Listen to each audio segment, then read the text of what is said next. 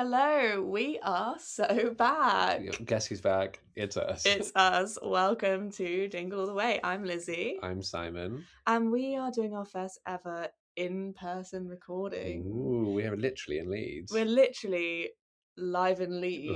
Live in Leeds. Live in Leeds, although we are not gonna be posting this straight away, so it's not as live as it Pre-recorded could in be. Leeds. Pre-recorded in Leeds, and that has got a ring to it. that I think people will appreciate. So thanks for bearing with us as we had a little summer hiatus, but we've got a very exciting episode for you today because what did we do yesterday, Lizzie? Yesterday we went on the Emmerdale Village Tour. Yeah, we did. Again.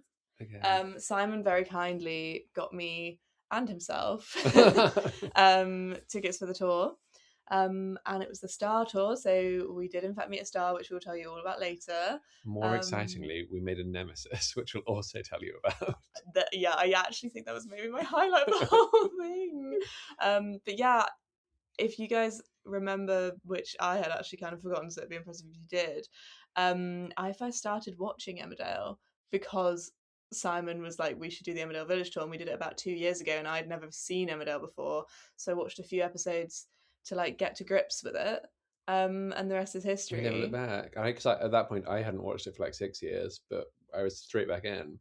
So it was great to do the tour again and like actually know what the tour guide was talking about.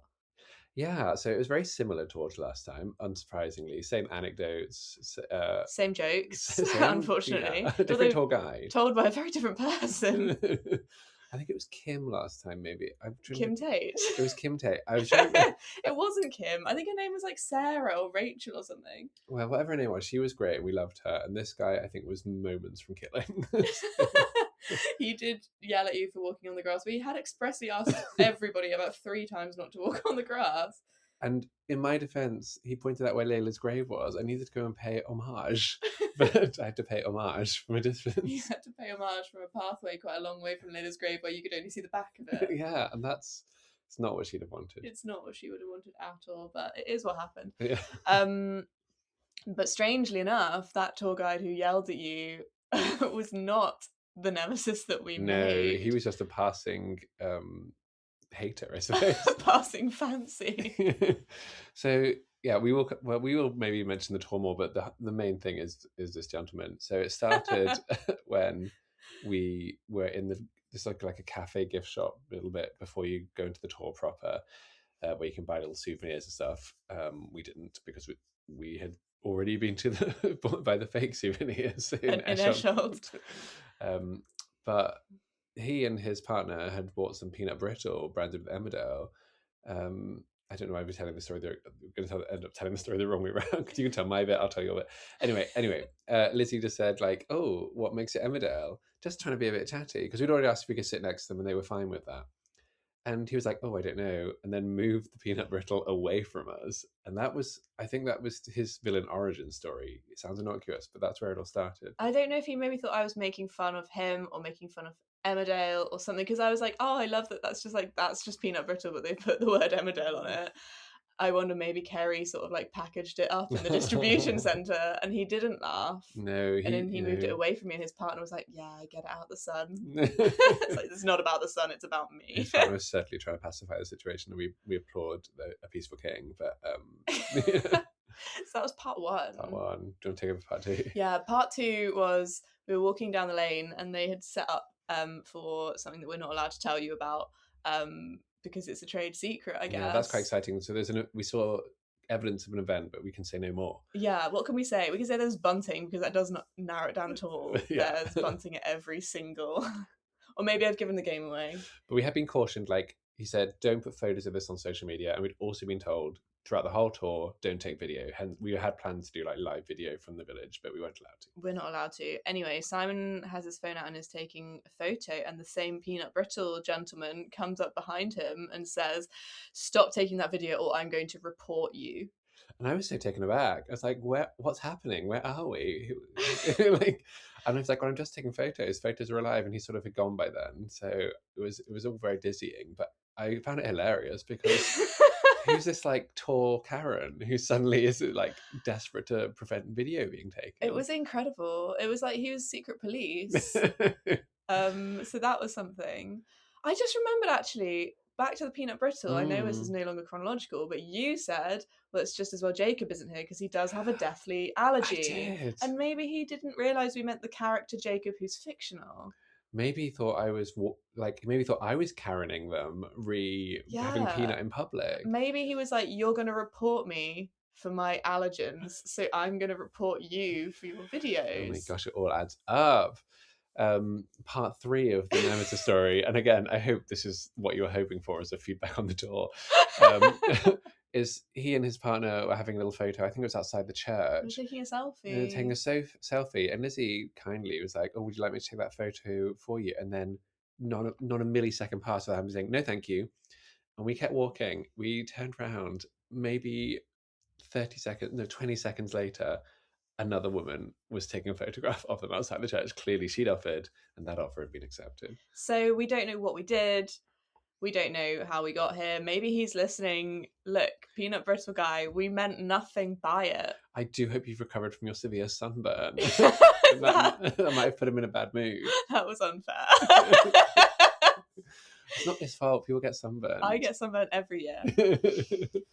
Yeah, so that was, for me, I guess, a highlight of the Emmerdale Village Tour, rightly or wrongly. I was saying to someone, we went to a party at my friend's house last night. Happy birthday, B. Happy birthday, B. By the way, who told us, no offense, but I love listening to your podcast because it helps me fall asleep. What was I saying? It's gone out of my mind. Well, shall I mention another highlight of the tour?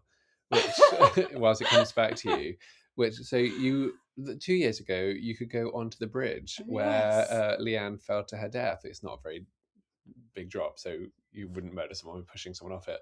But, I understood that little photo. And this time we were told you can stand near the bridge, but not on it. And the reason for why is apparently a year ago, someone did push their friend off the bridge to reenact the scene. And since then, they've spoiled it for everyone. There's no more bridge standing for anyone. It's just so wonderful, isn't it, that we managed to stand on that low bridge 2 years ago. People can't do that now. They really can't. They're not allowed. Yeah, I enjoyed it all. Well, should we talk about the special guest? We should talk about the special star guest. We were siphoned into the village hall and we were told under no circumstances can we take photos of the memorabilia in there. And the memorabilia did seem to be largely just pictures of Ashley, so I don't know why that was something we had to keep to our graves, but well, you've also completely blown the cover of him. But anyway, and then they announced, didn't they, that the special guest was Bradley Riches, aka Lewis Barton, who's such a treasure. Now Lizzie had recently met him, so it was a bit of a recap for her. But it was a recap for me, but it was new for you. It was new for me, and it was lovely to meet him. He was very sweet. You get told under no circumstances to ask them to sign anything except the official book that you have to pre-dedicate to yourself, so we didn't do that. And we didn't realise that he wasn't going to be allowed to sign anything but that, and so at the beginning they were like, do you want to purchase this book for someone to sign? And we were like, no, because we were like, we'll just get him to sign something else, although all that I had was a copy of Gilead by Marilyn Robinson. And for some reason I had many post-its in my bag. But we were like, it's fine, he can just sign Gilead. And then we were told he cannot sign Gilead. We had high hopes of asking our star to do a voice note, but we didn't have any time for that. And also we were standing in front of a room full of people wanting to get their photo with him. But he was very sweet. I'm sure he was exhausted. He'd been doing it all day, but he was very nice. Yeah, and he had some amazing flower-shaped buttons on his shirt that I was quite taken with. And then in the cafe afterwards, as I was buying something described as a white crunch, he got a free cup of coffee. So there you go. Hopefully some solace to him, because sadly his coffee van has been stolen. Yeah, if anybody sees a coffee van around Leeds, it's probably Bradley Richards. So all in all, just a really fun time. The weather was lovely. The village it was lovely to be back and to know more about who the actual characters. Because last time the long-term characters I knew, but I didn't know what had happened in the last 6 years. Whereas for you, it's all just a dizzying mystery. My life is a dizzying mystery, all right. Yeah, no, it was a great time. It was nice that it was sunnier this time. It was quite cloudy the last time we were there. I took a lot of photos. I don't know if I'll ever look at any of them again. You can see us with Lewis Barton on our Instagram, dinglealltheway.pod. Yeah, I posted on there for the first time in about 6 months, actually. So we had hoped desperately that it would be Sheb so that we could all hang out and be best friends, but you know. We move. He did not message me after my terribly uncool request for it on the last episode. It did seem, I would say, desperate actually. So yeah, it's really put him off, I can imagine. yeah, I'm sure the restraining order is in the post. Do they serve them in the post? I've never been served one, but that does surprise me. No, it is an anomaly. Anyway, we love Lewis / Bradley. We love Emmerdale. We love Emmerdale. We love the pictures of Ashley. We love the many embarrassed fans, including our nemesis. We love our nemesis. He has such a special place in my heart. That's what I was going to say. Oh, yeah. When we were at B and Johnny's yesterday, I was saying to somebody, it felt like a kick for me because normally when I get the feeling somebody's annoyed with me, I just have to talk to them about it. I have to be like, I'm like, what's going on? Are we okay? Like, how can we work on this together? But it just felt like a real kick to be like, I'm never going to see you again. Matter. I don't have a relationship with you to mend. This is really weird to me, but also kind of enjoyable. Yeah. Just to have a nemesis for like 3 hours on a Saturday afternoon. Yeah, if he was a colleague, I'd be heartbroken. Yeah, exactly. Yeah. If he was a friend of mine, I would probably not have slept last night. But he's not. He's not. We did think we might spread the word about the podcast more on the tour, but it didn't seem... I mean, I did a little bit of like, what's the name of that Emmerdale podcast? And you could be like, Dingle all the way. But I don't think it's gone viral as we Yeah, I'm not really sure that many Emmerdale fans listen to podcasts. I think that's why we have probably reached the ceiling of how many listeners we're ever going to get on this. But we're having a nice time. And we love you guys. And we're helping B to sleep. And that's a mercy. And that's a mercy. Oh, dear. So yeah, that's our tour. That's our life update. Can absolutely recommend doing the tour. If you've not been, super fun. The village is so much smaller than you think, and everything. Oh, we've got another couple of exclusives about the set. I forgot what I was going to say. This is just... Are you allowed to say this? What are you about to say? About the stables. I think we can say this. So as you drive into the village, we're quite a little way out the village, and on the corner as you turn into the secret location, there's a little building complex where you have Kim's Stables, and Kim's Stables is the same building as Caleb Milligan International on the other side. That's the label there. So that yard and the stables, same building. And then next door to that is the Welsh cottage where Tim and Belle went. Tim and Belle. Tom and Belle. Not in Wales. Actually in Yorkshire. Actually quite close to Echo. Yeah, good times. So that was fun. I love that sort of stuff. Where you're like, oh, TV magic. Yeah, everything is quite compact and close together. And obviously all of the inside scenes are actually filmed at the studios on Kirkstall Road, which I do cycle past every day on my way to the office. So it's just like the outdoor scene. So most of the insides of the cottages are like, you know, dressing rooms and stuff. Yeah. And we did have lunch at the original Woolpack that morning, which is fun because the Esholt Woolpack pub is still there. Yeah. They sadly didn't have the one thing on the menu that you quite wanted. That's true. It was limited for vegetarians, so I'll warn you that. But they were very friendly. They were very friendly about it. And the post office that the Windsors used to own and that got blown up is still a post office. And they sell all manner of sort of knockoff branded Emmerdale things, including... I got a keyring with a picture of Mac on it where he looks, I would say, haunted in the eyes. And across his forehead, they've written Mac. And across his neck, they've written Emmerdale. And it's just charming. Yeah, it's interesting which characters they thought spoke for themselves and which needed aggressive labelling. Yeah. Yeah, who else had their name and Emmerdale written on? I think that was one other person, but they really leaned into like the attractive younger males in the cast, so they knew what their demographic is, and then also really like Bear. Yeah, true. And Moira was on a keyring. Was she the only woman on a keyring? I didn't notice that, but I think you're right. I think Charity managed to nab one, but yeah, it was slim pickings. I bought a pack of playing cards with the Woolpack on and a pencil. So yeah, and absolutely obsessed with the icon who just rushed in. It's like, do you have anything that could possibly function as wrapping paper? So... And the lady behind the till was basically like, no. She was obviously lovely, but she's like, what do you mean? Basically, what are you talking about? But they seem to get on well, so it wasn't a nemesis situation there. No, and actually, if anybody yesterday should have become our nemesis, it probably was the lady running the post office, because we were quite loudly being like, wow, all of this stuff is terrible, I love it.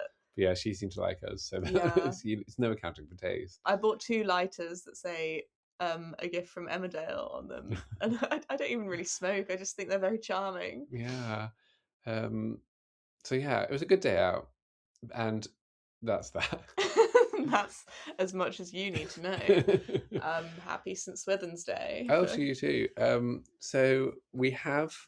Well, I've watched all the episodes. Lizzie's got back in this week and has also watched that amazing episode where Mac finds out everything that Charity's been up to, and Kevin, I've gone very formal. Kev reveals his parentage to our friend Lewis Barton.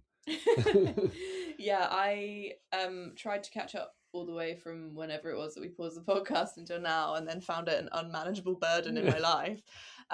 So instead, I've watched the last week of episodes, and we thought it'd be quite fun for me to be like, so what the heck? What happened with all these things? So can I ask you all my big questions? Oh, please, yeah, and we'll cover the recent events as well before we get back into the normal swing of things from here. But it's a bit of a catch-up app. Something that I feel I should ask you about, but I ultimately don't really care, is like what's been happening with this AI storyline.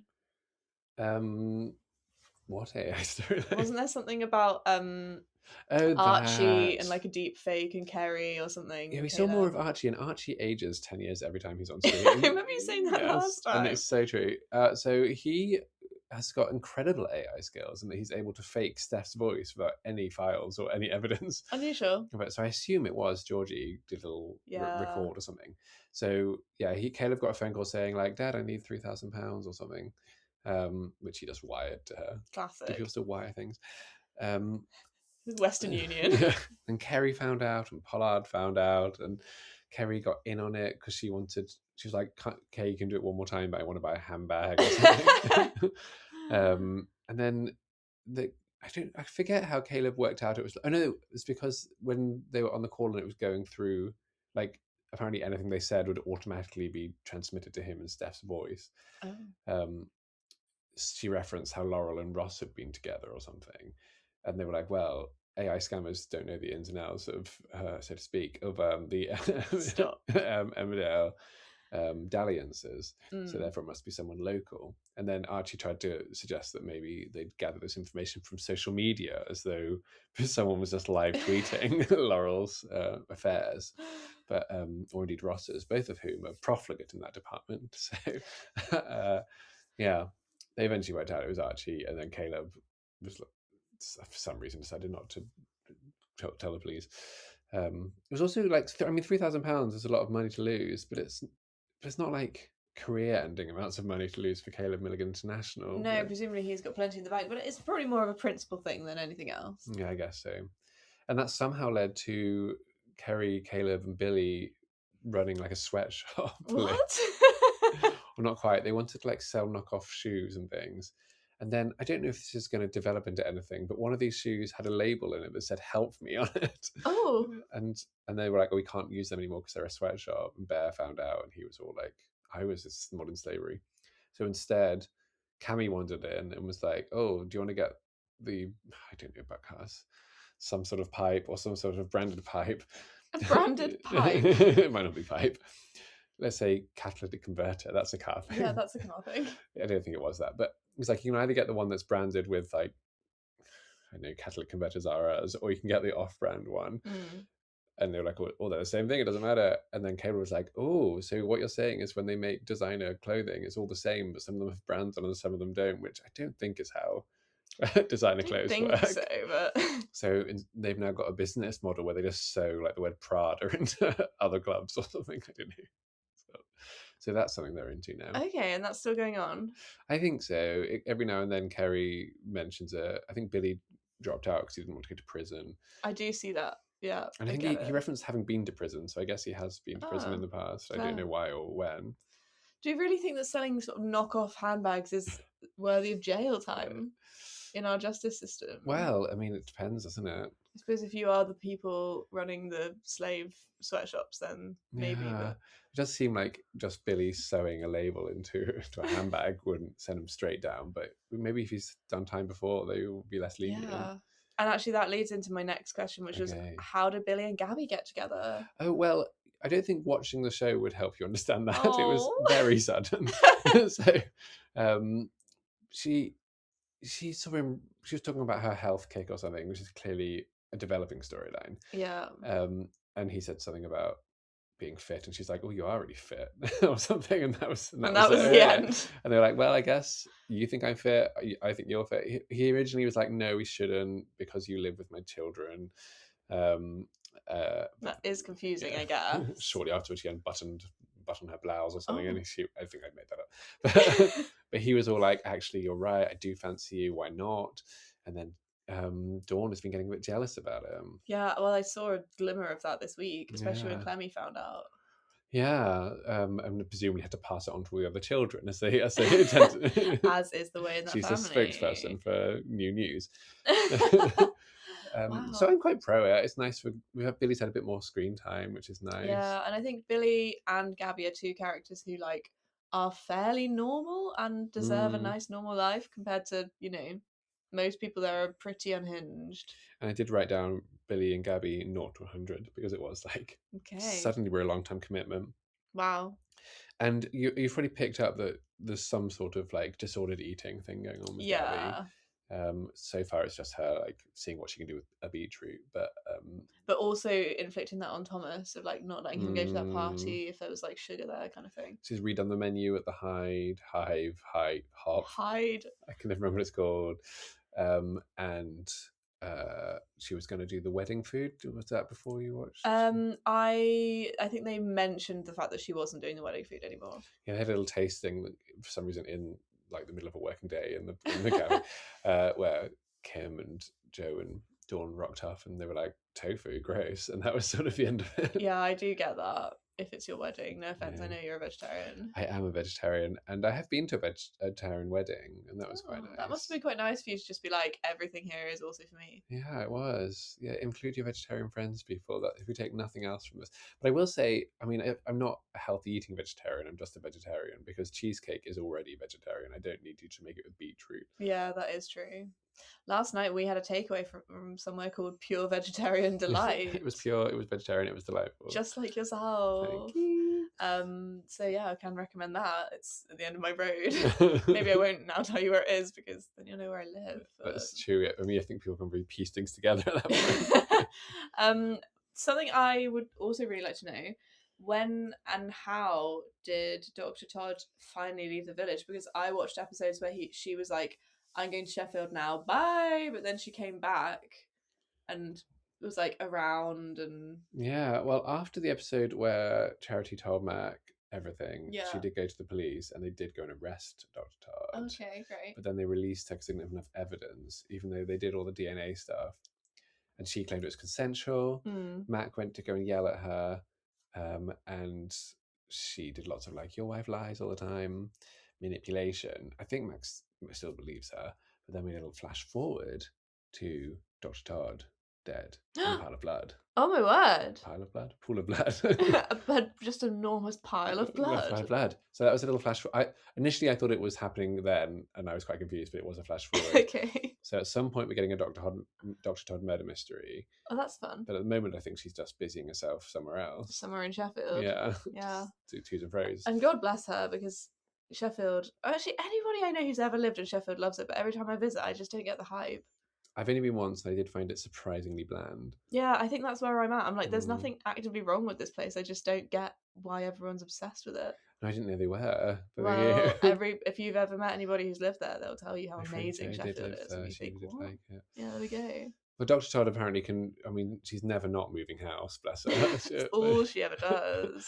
Moving house and yeah. manipulating people. Like, I don't move very often. I didn't move for 9 years, but it was like a big operation. Whereas she, like a woman in her 50s, maybe, presumably has quite a lot of stuff. And she's like, yeah, I'm moving with Vanessa for a week, and then I'm going to move out again. And she does appear to be able to fit it all into her car as well, which is a fun touch. Maybe she's one of those like low living people. Yeah, what a minimalist. Yeah, she might be Marie Kondo, and we just haven't noticed. She might have never seen them together. Well, and you have got mild to medium face blindness, as we established. As discussed. Okay, what else is there? I guess what's this robbery thing with Kev? Oh yeah, so Kev came back, as you know. As I know, because I got the gist of what was going on with this kidnapping and the cat and stuff. Yeah, that was all very odd. And then he told Lewis that he was his dad. But then what's this robbery? Yeah, and then bafflingly changed his name to Barton, which shouldn't be Lewis's surname, as discussed. True. And then, so Nicola and Ross were worried that Kev would hurt Lewis, and so they staged their own break-in at the cafe and tried to frame Kev successfully for a while. But then, when Kev went and like relocated, is that the opposite of dislocated? He relocated Ross's arm, and that was enough for him to be like, "I'll tell the truth." Okay. Well, that was actually surprisingly quick and easy to get the hang of. And look, I'd say 90% certain that Nicola and Kev are going to end up together at some point.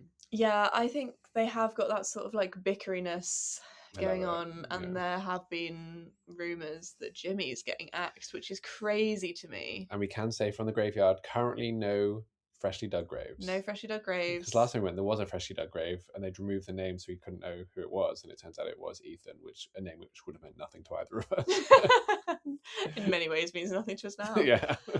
My only other question was going to be like, who on earth is Selena? But I guess that's kind of the main plot point, is that we don't know that at the moment. I do hate to interrupt you, but her name is Serena. Look, they're the same name. Yeah, you're not wrong. Yeah, well, she was introduced, I think, not in the episode you saw. Maybe. I think it must have been the one before, because she'd like just arrived and she seemed to just walk into Butler's farm, and Sarah was like, "Why are you here? But also have a cup of tea and let me tell you my life story." Yeah, which is weird. Like, you don't just walk into somebody else's house. No, even if you're like, turns out my great grandfather was also your great grandfather or whatever. Yeah, like if I had like a third cousin, great, would be nice to get to know them. If they were sat in my lounge when I came home from work, it would be like, maybe you should leave and I'll get to know you in a safe space. I'd be livid if my parents did that, let alone. So the episode before that, or a bit before that, Charity was having a bit of a breakdown by a lake. Not sure. A lake down. A lake down. Unclear where that was. And then she just bumps into this lovely lady who's like, "Tell me all about it. You don't know who I am. You'll never see me again. You might as well just tell me everything, including like the parentage of Sarah's baby, etc." Turns out that was Serena, who just turned up. Why would you bare your soul to someone who might end up being part of your family in a way? Yeah, well, I guess you just assume someone you just meet by a random lake is not going to be a part of your family. Yeah, true. But you should never assume that. Especially when you live in Emmerdale. Yeah, Charity, come on, that's not your first rodeo. And then I did find it quite funny that when they discovered that Serena used to be a policeman, this was treated as like the worst possible betrayal. It's like, it's okay for people to have jobs. It's okay for people to have jobs. It's okay for people to leave jobs. Yeah, I don't understand. I also don't need to resurrect the John storyline. We had more than enough. I know, but it does appear to be in the process of resurrection, much like Easter Sunday. It does seem to be in the Holy Saturday. We're on Holy Saturday. I just can't cope with it all. Yeah, and so we don't know anything about her. I'm not particularly charmed by her as of yet. I'm sure she'll mellow, but she does love an off-the-shoulder t-shirt. That's something. That's something. She did make a quite like self-aware comment about there not being many mixed race people in Yorkshire, and it's like, well, particularly in Emmerdale, they don't manage to keep mixed race, or indeed non-white people in prominent storylines very long. But she is, we do want more Sugdens. Well, I want more Sugdens. We do want more Sugdens, and actually, this could be a lovely opportunity for the slurry saga to finally be put to rest, because I think about it most days. The fact that Mac took the blame for that and it was John all along. Maybe this is finally going to put an end to it. Maybe she'll be like, John did mention before he died that he did the slurry. Yeah, it was quite strange that that apparently she was good friends with John, who didn't know any other Sugdens or that the Sugdens existed. So that that was an unusual one. Unless he was lying about that the whole time. We both laughed out loud, didn't we, when one of them had stolen her phone to like look at things, and then she was like, "It's not what it looks like," and what it looked like was the most awkward photo of her and John. It looked like they were sort of children's TV presenters or something. It did look like they were like two parts of Resurrecting the Power Rangers, or like the Wiggles or something. It's not what it looks like. It's like, what do you mean? Like, you're going to a costume party where you have to dress up as your favourite 90s icon, because that's what it looks like. That's exactly what it looks like, but I guess it's not what it looks like. That's so strange. One of my favourite moments in this week, re all of this, was when Aaron was very suspicious, as you know. Yes. And she mentioned some friend she's going to meet up with, and Aaron says, "Who's this mate she's never mentioned before?" and he met her like the previous day. Like, are you meant to go through every friend you've ever had? Let me draw you a quick family tree. Here's every single one of my Facebook friends. Here's my LinkedIn Very connections. odd.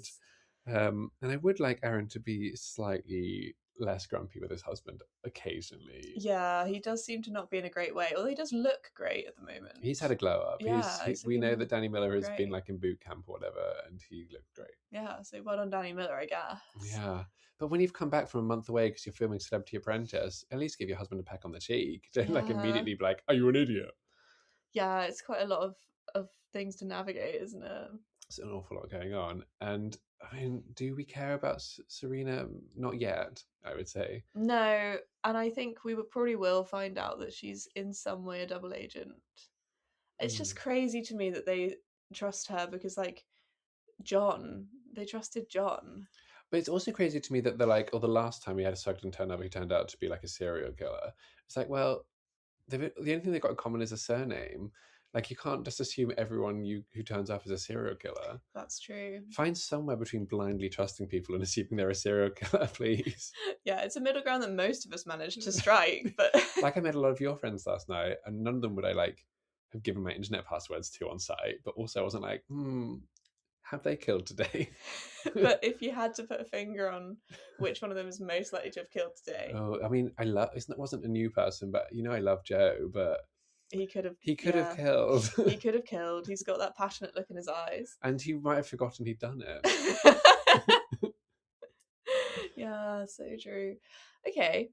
And who would you be most likely to give your internet passwords to? Also Joe.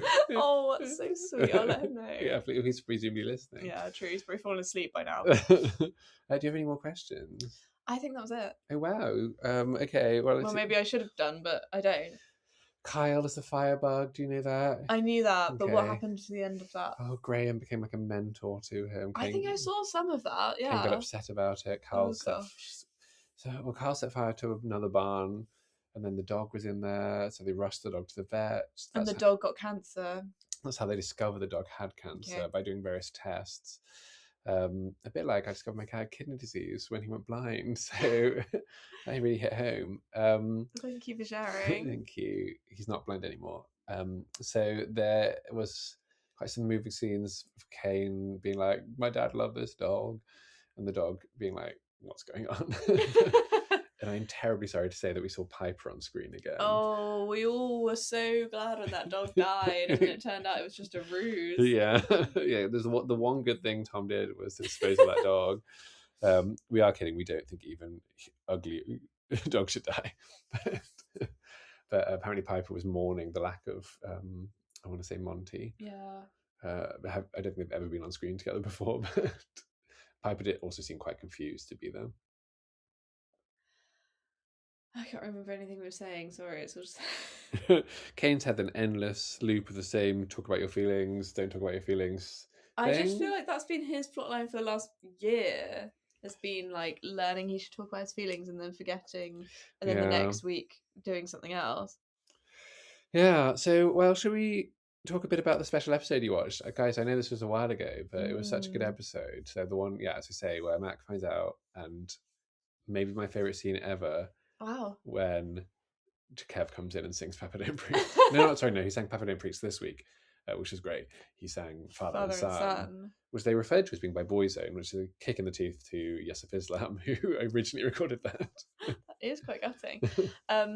Yeah, what a great episode. I think, like, huge props to Mac, actor of Mac, Lawrence Robb, because so good. Yeah, he did such a good job of like going through all of the emotions of like obviously fury, obviously like how could you do this to Sarah, and then into like being very kind and supportive, and like at the end when he was saying to Charity like, yeah, this isn't karma, like what happened to you with Dr. Todd, it can't be framed in your mind as like I did a bad thing so this happened to me. And he's so like to me that was what marriage is, when you at the end when he was just like, you've done awful things to me but I can still care about you and I can still help you to like get the help that you need. And I was like, finally on Emmerdale there is an illustration of someone being like, I have made a promise to love you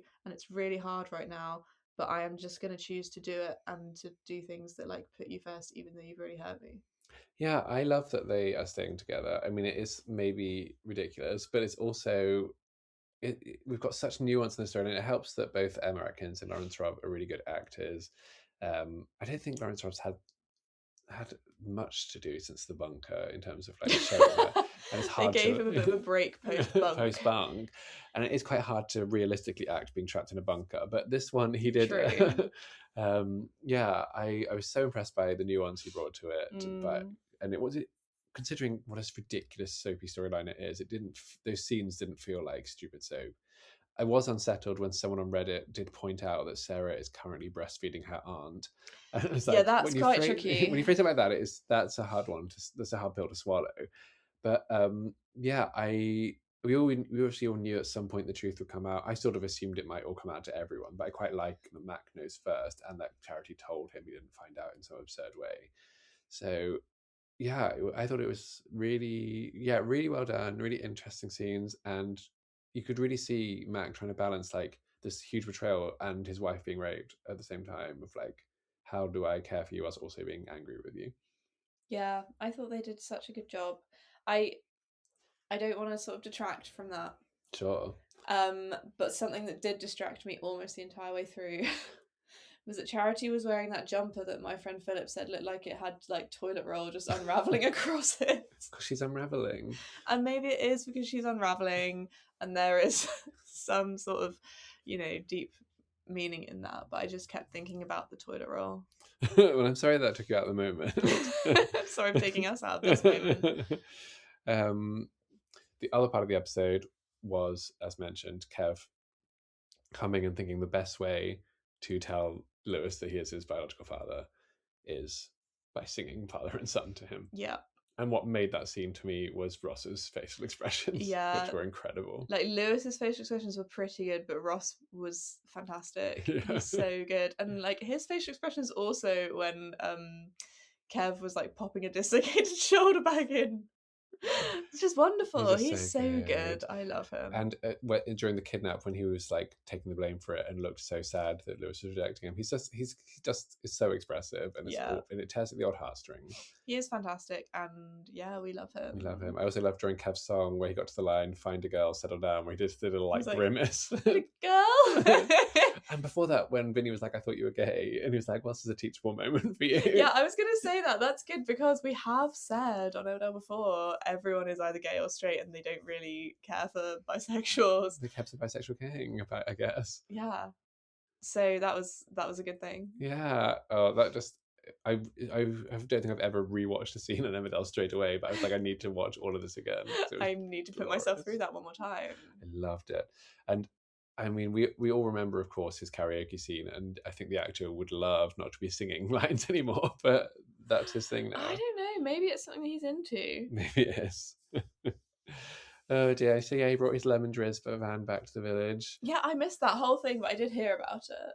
Yeah, well, it's still there somewhere apparently at the quote other side of the village, which, as we've been in yesterday, can only be 100 meters away. Yeah, absolute maximum, unless he's like put it up by the factory or something. Maybe it's up in the top. What is it? The top field, where the fence always needs mending. I do think actually you could sell a lot of cake if you had it by a factory, because everyone on their lunch break That's would pop true. out. If it was up by Caleb Milligan, and the stables, and the Welsh cottage.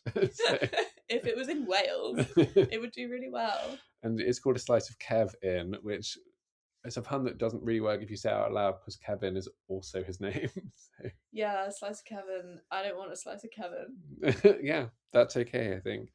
I loved him describing himself as a gladiatorial and unhinged yet charismatic hard man. It's like, yeah, amazing. Gladiatorial, don't get that word every day. When did he describe himself as that? It was this week sometime, like Tuesday maybe. Oh, I must have heard it then. And I forget to what end, but I think he was talking. I guess he was talking to someone. I guess he was talking. Yeah. But he just elevates everyone he's with. Like Kevin, Nicola. I mean, Nicola's already great, but his Nicola needs no elevation. Ross needs no elevation, but Claudette and Charles, he elevates them, and they do need a lift up in my mind. So yeah. Charles and Claudette, I don't know if you've seen scenes in their house lately. No, what's happened? So when he moved in there, they keep their books in rainbow order. I have noticed that before. And that's something that I have mixed feelings about. Yeah, I can imagine why. It's nice to see books. It's nice that someone in the village can read. Yeah, and I bet, we discovered on the tour that there is apparently a monthly book club, which they were advertising in a notice board. Yeah, although they were also advertising yoga with Ashley, Yes. so I think maybe the notice board does need updating somewhat. And 2 different posters requesting people to become part of the churchyard maintenance team, which is maintained every single day. Every single day. We also found it quite puzzling. They had the rota up outside the church for who was doing what on each day, and they have sidesmen for each service, like at 8 a.m, 10 a.m, and the evening or something. Then they've only got one person for the whole Sunday on like welcome and coffee and something else. And you're like, does that mean you're doing that for all 3 of the services? Because that's a really long day. It's a long day, and we've got so many names we've never heard, like Joan Knight, Alan Bunce, Christine, Val Lawson, Dave Smith, Kath Long, Christine, Pam Island, Bill Gregory, and Natalie Brown. They're doing all this work. They're doing all this work. And many more. There was one on there that I really wanted to meet. I think it might have been Chris Trotter. Chris Trotter. I'd love to meet Chris Trotter. And Nicola Thomas would be Nicola's name if she had married Ashley, so that's something to consider. So true. Maybe she's a long-lost relative of yours. Oh, she is. Nicola.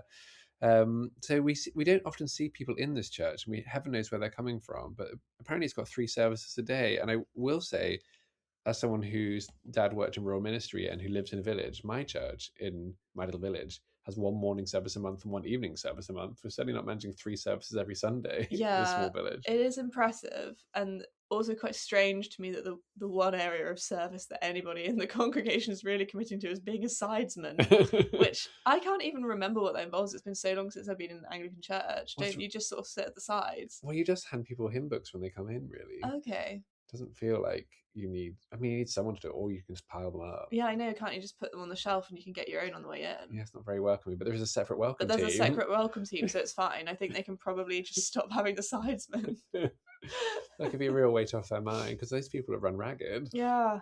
If there's something that I think I should do, it's become the church administrator for this church in Emmerdale. Please offer your services. Oh dear. Charles doesn't seem to be on any rotas, but I guess that's fine. Vicar doesn't need to be. But Claudette's not on any rotas. Why is Claudette not helping out? So true. And Laurel. Who sometimes goes there simply because her ex-husband, by which I mean dead husband, was a vicar.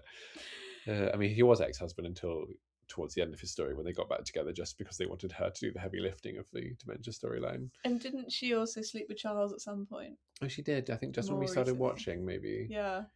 Speaking of people who sleep with people. Okay, lovely segue. I was thrilled that Manpreet and Ross had another night of passion. And this was, we didn't see any of it except the morning after, but I don't feel great about this. The reason he did it is so he had an alibi for the cafe break-in. No! But I got the impression that Manpreet wouldn't really have minded. Wow. Because they were having like breakfast together in I wish I could remember what it was called, the Hide. The Hide. The next day, and someone like Laurel or someone was being shocked, and Manpreet was like, "We're consenting adults. Why is everyone making such a big deal of it?" And I love Manpreet when she's in like flirty mode. It's so fun. She is great. And she looked incredible in her golfing outfit. She looked so good in her golfing outfit. She goes golfing with Jimmy, we've learned. Yeah, and that's cute. Obviously, Nicola was having none of it, and bless her. But love the idea that, like, in Nicola's mind, Manpreet might be tempted into something with Jimmy. She's just like with Ross. Come on. And do you remember that silver jacket that Jimmy was in? Oh, that was a love. Yeah. That was part of the knockoff clothing storyline. Okay, yeah. I think because I just dipped in for that one episode, I was a bit like, is there like a storyline of just the fact that Jimmy is really badly dressed and maybe overheating in this heat wave? No, it was he was so excited by that jacket that it really inspired Caleb to set up an illegal clothing business. That's really mystifying to me. Yeah. So I think Manpreet is probably safe from some of his wiles, but just more Manpreet. That's what we need. More Manpreet. More Manpreet. We do love her. Something I would like to share is that I'm quite gutted about the way that Robert and Aaron have redecorated the inside of Butler's. Because it used to be like a family home with a heart. You know, it was a Big bit table. big table, a little bit messy, but like cottage vibes. And now they've painted it all quite dark, and it's got the same sort of soulless looming air as when they used to live in that flat that was like 90% banisters. And you're just like, you've really ripped out the heart of this place. For two gay men, you've really not brought interior design. Sorry, one gay and one bisexual. There we go. You are just as bad. Part of the erasing. And to be fair, for some reason it is this, you know, youngish married couple or engaged couple and Matty living in the house. That is confusing. And I guess at times Selena/Serena will just turn up and sit on their sofa. And who knows, maybe Carl's living on the stairs. We don't know. But set fire to the stairs. Set fire to the stairs. Yeah, all a lot to take in. But at some point, presumably Seb's going to turn up. We keep expecting that to happen. You keep expecting that to happen, yeah. Do you know? Well, I do struggle to remember who Seb is, and you keep reminding me. I just wasn't watching at the time. He is Robert's son. I know, I do know that. I think I've said all of the things that I needed to say. Okay, well, I've got a handful more. Okay, yeah, you go. Speaking of decoration, I think it's been there for a long time, but I only happened to notice it the other day when Liam was awkwardly talking in Charity's living room. They just got SEA written in like big letters above a fake porthole, which I don't think we saw from the back of the house. Yeah, true. It was very, very strange decor in there. Like, I'd say they're pretty far from the sea. Their closest sea would probably be like Filey or Scarborough, and that would be like at least an hour and a half away from where they are. And it did scream like changing rooms period when everyone was like, oh, you once went on holiday to the sea and you liked it, or they're going to give you an intensely naval theme. They're going to glue shells everywhere. Some naval gazing, if you will. Wow, okay, nice. Yeah, and it was horrible, and it really took me out of the emotion of the moment. Yeah, the main thing that took me out of that whole scene was just Liam in general. Like, that vile hat. The hat was a lot, and it just seemed like you need to not be here, but you are so aggressively here. And Chaz said when the whole thing came up, because she obviously knows all about the baby and stuff, she said, I haven't even told Liam. It's like, you've not shared a scene with Liam for months. You haven't looked at Liam for the last year. You don't really know who Liam is. I wonder when they will finally call off their engagement, because we all know they're not going to get married. Surely. They're so incompatible. Also, when they were all the four of them having that quite intense conversation, they did say that Moses was at a sleepover. I'm like, who's friends with Moses? Oh, bless Moses. Yeah, I love that they sometimes invent a reason that he's not there, whereas like 90% of the time we just assume that he's not there at all. Like, yeah, like, I mean, I hate to harp on it, but I don't think you've ever seen Johnny. Like, I haven't seen Johnny for years and years and years. Vanessa's son, like, he's always upstairs. He's always upstairs. Yeah. But presumably they'll bring him back at some point. Yeah, I don't know. Maybe. Who knows? He's probably 12 or maybe 13 right now. This week we've also haven't really covered yet, sorry, that Mac went and accosted Ross. Oh yeah, of course. Yeah. And then he fell off a railing onto what looked like quite a pillowy bed of sacks. I was going to say, it looked like a lovely little lie down, frankly, because you might recall in our announcement episode I'd recently fallen onto my coffee table. That didn't sound great. By comparison, I'd love to have fallen on those sacks. Do you remember those adverts for really pillowy looking sofas that people used to throw themselves onto and it looked lovely? That's what it reminded me of. And then he was like groaning in pain and I was like, oh, did that hurt somehow? And I guess he dislocated his shoulder. I was actually watching a clip yesterday that they showed those scenes on Celebrity Gogglebox. Did they? I didn't know who many of the celebrities were, but they did point out, like, why are they continually walking into the rafters? It's like, just so one of them can fall off this thing. Because at one point, it was quite like Juliet balcony coded. Where so true. Ross was just at the top, just like giving a little spiel down to the very gallery. Capulet Yeah, energy. Very Capulet. So, I mean, I hope they make to amend on their friendship. But I think they will. I think surely they'll get through it. Where Ross was like, we weren't friends then. Yeah. I think Charity thought that Matt had left because wasn't that like AI bunker time? I honestly can't remember.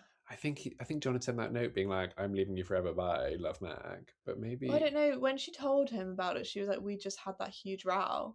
I think it was afterwards. Okay.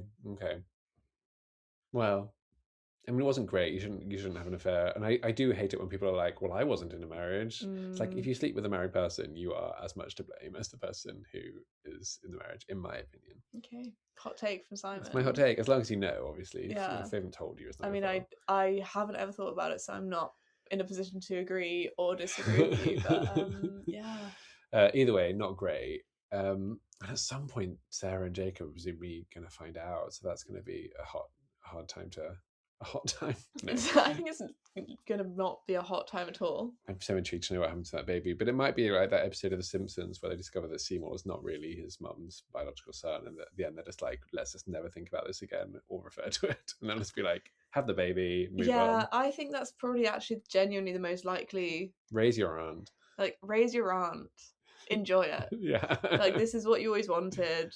You love her, and maybe it'll just mean that like Ross can stop giving sort of like pining looks at the child if it's like, well, that is your child. Do you want to like take them out for the afternoon? Yeah. I just have a really complex web of family. Yeah, I mean, it's not ideal. I'm not saying no one's saying it's ideal. I'm just saying there are ways through now in a way that it felt like there weren't before. Yeah. I mean, it does break my heart when Ross looks sad though, so that's something that's hard for all of us, but particularly for me. Yeah, I guess you are the main person suffering in all of this. That does remind me of the Eshott gift shop. For some reason, they had little dangly men you could stick on the fridge, like long, like arms and legs, and the only one they had was Ross Barton. Yeah, and I think it was just a generic sort of, they'd done a bulk order on dangly men, and then they'd written Ross Barton on. And I almost bought one, but then it's like, what would I do with this? I guess presumably you would put it on your fridge as you would with any fridge magnet. I suppose so. Well, I didn't. Yeah, I'd like Ross to have a proper long-term partner though, so he's not always just like pining over his various love children. Yeah, I really thought they were going to go the distance with Steph. I know, sadly she's not coming back, is she? Steph, come back. Rip indeed. Maybe Manpreet could be his long-term partner. I just don't know. I feel like him and Laurel could maybe have gone the distance. Well, Laurel was looking a bit jealous about the Manpreet situation, so I think it might be a stepping stone in their love story. But I think he's got more chemistry with Manpreet. Yeah, but sometimes you don't just need chemistry, you need something else going on below the surface. Well, Manpreet's got it all. She's a doctor. She lives with Ryan. She's all going on. It's her two main accolades. Oh, there's a bit of Ryan actually got a sniff of a story. Really? As you were watching. What happened? So you may or may not know that he is the child of the previous time that Charity was raped. Oh. Which I actually had not fully pieced together, / remembered. And so when it all came to the fore when she was raped this time, it sort of brought back all those feelings. She's like, she couldn't be around Ryan, and she said, and he was like, "What have I done wrong?" And she said, "You were born." And obviously he was really hurt by that. Oh yeah, well you would be. Yeah. There's some quite moving scenes, and Charity obviously wasn't coping. She was like, "I can't talk about it," and he was really sad. He talked to Ross about it, and yeah, it was quite moving. Speaking of moving, Noah's on his way out. What a segue. So Noah's going to move to Germany. Yeah, I really enjoyed the fact that he told Jacob and Sarah, like, I might move to Germany. And if my friend told me I might leave the country and live abroad, I would be like, wow, that sounds like a big move. I'd be so sad not to see you anymore, but like maybe that's what's best for you. Talk me through it. They were just blindly like, yeah, do it, mate. That sounds amazing. Bye. At the merest hint that he might leave, they were like, you have to go. Yeah. Don't even worry about the fact that you don't have a working visa. We just need you gone. Yeah. They will almost definitely not let you in the country. We're not in the Schengen zone anymore, but get out of here. Yeah, they were like, we can help you pack this afternoon if you like. Where are your boxes? That was so funny. And look, Noah leaving the show, God bless him, won't make the smallest bit of difference to anyone. So I think he is a sweet soul, and he is one of the ones who has been there since he was a child, so I think that would be like a big deal for that actor. Oh, I'm sure for him, yeah, and I'm sure he's well loved in the cast and all that sort of thing, but he's not a story apart from like almost having his kidney stolen. Yeah, and he did sort of reference that, didn't he? Yeah. He was like, yeah, the most exciting thing that ever happened to me was when I was going to go to Dubai. And Jacob was like, what? Because Joe wanted to steal your kidney? You weren't actually going to Dubai. Did you ever piece that together? You know that was never actually an offer that was on the table. He also described being an electrician as a dead-end job. It's like, the amount of money I pay my electrician, I should hope not. He's doing fine. Yeah, like that's definitely a very good trade to know. Yeah, he will always be in work. So, yeah, that's the only thing he's got going for him. Although he does seem to never get paid. He's always just going to, like, Lydia and Sam's house and saying, your electrics are literally from the 1840s. Do something about it. They're held together by pig wire. Did they have electricity in the 1840s? I'd love you not to question me. I think they... I don't know when Thomas Edison was around. What is electricity? Neurons? Isn't that what's in your brain? Neutrons? Jimmy Neutron. Electrons? Protons? I think it's best that we don't dwell. Yeah, I've wired a plug once, if that helps you at all. Yeah, I've wired in like light fittings. I wired that light fitting into this house. Oh my gosh, you should know what electricity is then. Well, yeah. You know what is electricity? Anytime Ross and Manfrey are on screen together. Okay, bringing it back. Well, I'm glad we're back. It's super fun. I don't think I've got any other notes. Let me just double check. No. Oh, Dingle Court is the only thing I was going to mention. So, what I would describe as a direct copy of our podcast, members of the Dingle family are now having little chats on social media about... Are you claiming that we're members of the Dingle family? Dingle all the way. Dingle all the way family. No, obviously it's not a copy of us, but maybe they wanted to call it Dingle all the way and they had to change the title. Yeah, maybe. Probably not. I caught a glimpse of Jeff Hoadley, aka Kane, and Eden Tyler Draper, aka Belle, talking about which way round they want toilet roll. So they've really lent into sort of 2007 internet. Is it a podcast?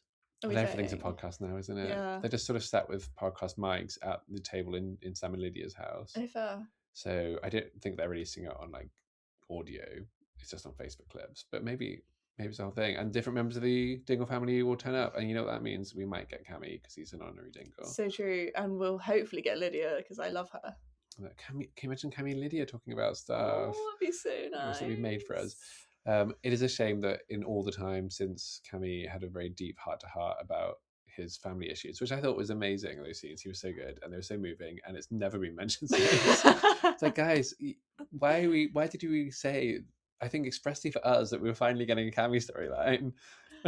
Only for it to be over in the blink of an eye. So hopefully it's coming back. Hopefully he'll get some family come join. I don't know, something. He did say we're going to delve more into the family issues at some point. So I reckon we might get a sister turning up at some point. Oh, that'd be nice. Maybe Serena is his sister. I don't know. Serena/Selena. I think she's almost definitely not his sister. And I want to be clear, I do know they are not the same ethnicity. But thank you for clarifying she's also not the same ethnicity as any of the other Sugdens. So anything can happen. Anything can happen. And should. Actually, one of the best reveals I think they've ever done was when they revealed, after years of them both being in the cast, that Vanessa and Tracy were sisters, and that worked really well. So, great. Yeah, so maybe more of that. Maybe Cammy is secretly, I don't know, who could he secretly be related to? It's very difficult to say. And I'm not talking on ethical advice. we can pick anyone. I think it'd be fun if he's like, turns out he is Jimmy's like cousin or something. Can you imagine if he was actually related to Belle and then it'd be like, oh, you can't go out? That would be a lot to take. Yeah. Oh, but you know, I love a shock reveal parent thing. Maybe Nicholas's mom. We don't know. I really feel like I know he's not her son.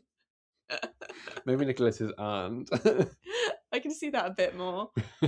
Maybe he's Kev's other son. Oh my gosh, that'd be great. I'd love that. Yeah. Wait, what was it that when Kev first came to the village, wasn't there like a rumour that he was somebody else's father? Was it like... Oh yeah, we had a little zoom in on them. Who was it? Was it Vinny or something? It might have been Vinny or somebody. Yeah, that was odd. It was quite... No, it was Dylan. Everyone thought he was going to be Dylan's dad. And I wonder if he was meant to be Dylan's dad at one point. Where the heck is Dylan? We haven't seen Dylan in April for a while. I mean, bless them, they've been on screen like every day, all day for years. Yeah, true. So they do deserve maybe early retirement at this stage. He's exhausted, I can only imagine. But no, we've not seen that lot for a while, which is actually fine. Yeah, I think we were ready for a break, weren't we? Yeah, I just want them to have a happy time. Yeah. And they can't have that if they're on screen. They can't have that if they're in the village. Sad things will just keep on happening to them. Oh dear. Great, well, we're back. We're bigger than ever. Thank you. We don't have the random character generator today, so we'll come on to that. But was there any farming content? Probably, but I personally wasn't there to see it. Were you? I feel like we saw a farm on Thursday, but why? Did we? Yeah. What was going on? Oh, I think maybe just Robert and Serena had like an odd... Oh no, Robert got hit by hay bales. Oh my word! And it really would not have knocked him out, surely. No, if anything, much like Ross falling on sacks of cloudy pillows, it would have been... I'd love to be buried in hay. We can make that happen for you if you want. you. Although, please don't take this the wrong way. You seem like the kind of person who would have quite severe hay fever. I do have severe hay fever. So yeah, it would be a passing blessing, and then I'd asphyxiate. But yeah, Aaron seems to think that Serena caused this, like, I don't know, by releasing the handbrake or whatever you have on a hay baler. But it's just got so many similarities to the slurry. It's so true. Maybe Mac did it. Mac did nothing. We must relinquish his name from the slurry drama. But yeah, so he hurt his arm. He was briefly knocked out, which is something that I feel like you should spend more time in hospital. Yeah, maybe. Actually, 2 of my friends recently have had quite severe concussion. Did they go to hospital? One of them should have done, but didn't. Oh gosh. And then, I was just in bed for 2 weeks. Oh wow. Yeah. And that one didn't go to hospital. I know, and that was not her choice. I'll ask you that off ask me when I'm not recording this conversation. Wow. I mean, I did walk into a bridge a while ago, and I did worry about getting concussion, but I did just message my friend being like, if I'm not found. Yeah. I mean, we also messaged our friend who is like head of A&E in York, and we were like, hey, this happened and we didn't go to hospital. She was like, you really should have gone to hospital, but all we would have done was monitor you for the time period which has now elapsed. So like if you haven't thrown up or lost consciousness, then like you're in like not a great way, but like we can't do anything for you anyway. Fair. Well, Robert managed to shake it off. He had dislocated his arm or broken his arm. He'd done something with his arm, which Aaron then like gave him a hearty shove on it later that day. When they threw Serena out, not because they thought she was a hay bale orchestrator. But I guess that is farming content. He was doing the hay baling. And actually, it is the right time of year, considering they filmed it when it wasn't the right time of year. Yeah, so. Anna just finished doing all the hay. Where did they find that hay from? Film it 6 weeks ago. I just don't know. Maybe it was all made of fiberglass or something. I'd hate to be buried in fiberglass. Oh, that would not be lovely, actually. No, it wouldn't set off your hay fever and cry the same way, but you would have a horrible, debilitating rash, I suppose. Yes, ups and downs. Splinters of glass in you. So yeah, some actual farming content. Thank you, Robert, for actually doing some farming. He did grow up on a farm. He knows what he's doing in a way. Yeah, and no one else is doing any work on that farm. So true. Because when Mac's like, I need you to come and help me in a barn, all he's doing is shoving people off balconies. Yeah, and that would put you off becoming part of the workforce. Yes, true. Who knows what Ross does for a living now? Anyway. What does he ever do for a living? Wait, he used to work on the farm. Yeah, that's so true. He was a mechanic at one point. Yeah, interesting. Seems to just sort of beat people up and call it a day now. Yeah. Oh dear. Well, do let us know if you have any thoughts or feedback, or if you're just delighted to have us. Yeah, it would be really nice to know if anybody cares that we're back. dinglealltheway.pod at gmail.com, or comment on Spotify. We always see those. Yeah, we like the Spotify comments. They're cute. And we're just now back into the normal stretch of things. It's not an expression. It's not a phrase that I've heard before, but apparently it's what we're doing. Great. Well, yeah. See you in a couple of weeks, I guess. Take care. Lots of love. Bye.